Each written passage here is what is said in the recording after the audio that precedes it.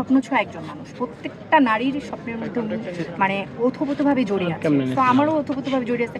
আমার ব্যক্তিগত যে বিষয়ের অনুভূতিগুলো এগুলো আমি প্রকাশ করতে চাচ্ছি। বাস্তবে ছুঁয়ে দেখা হয়েছে? হ্যাঁ, শিওর, কত অফকোর্স হাজার বার। কেমন প্রথম যখন ছুঁয়েছেন? হ্যাঁ, আমি ওনার সাথে শুধু হ্যান্ডশেক করেছি, আর তো কিছু। ওই মুহূর্তটা কেমন? হ্যাঁ, আমার কাছে মনে হচ্ছে যে পৃথিবীর সব কিছু পেয়ে গেছি এরকম।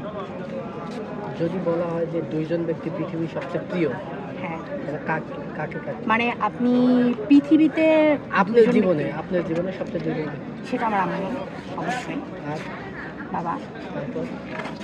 তারপর সাকিব। আচ্ছা, ওই প্রশ্নের উত্তরটা কিন্তু পাইনি যে নামের সাথে জড়িয়ে একজন মানুষ টাইম লাইনে এসে হ্যাঁ। ভাইরাল হতে চায়, মানে এটা কি এটা আসলে ওদের যার যার ব্যক্তিগত বিষয়, কারণ ভাইরাল হওয়ার জন্য তো আসলে ইন্ডাস্ট্রিতে কেউ আসে না।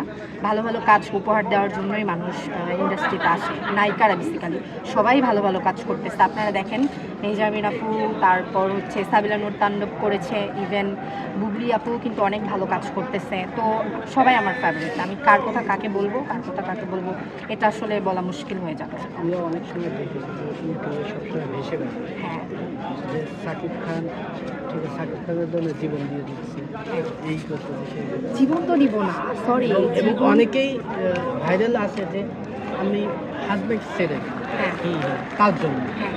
এই যে আপনি কি কি স্যাক্রিফাইস করবেন? আমি আপনার বিষয়টা প্রপারলি জানতে চাচ্ছি। সিঙ্গেল, আমি স্টুডেন্ট, আমি পড়াশোনা করতেছি, আমি নতুন, আমি এই পথে যেতে চাচ্ছি, আগ্রহী। অনুপ্রেরণা পেলে আমি অবশ্যই করব, কিন্তু আমি মরে যেতে পারবো না। মরে গেলে তো তাকে পাওয়া হলো না। আমি বলছি, তো আমি তার জন্য কি কি স্যাক্রিফাইস করতে পারেন? যেমন একজন বলছে অলরেডি ভাইরাল টপ হ্যাঁ, লেভেল, সবকিছুই স্যাক্রিফাইস না করতে আমি আমার হাজব্যান্ডের চেয়ে বেশি ভালোবাসি সাকিব।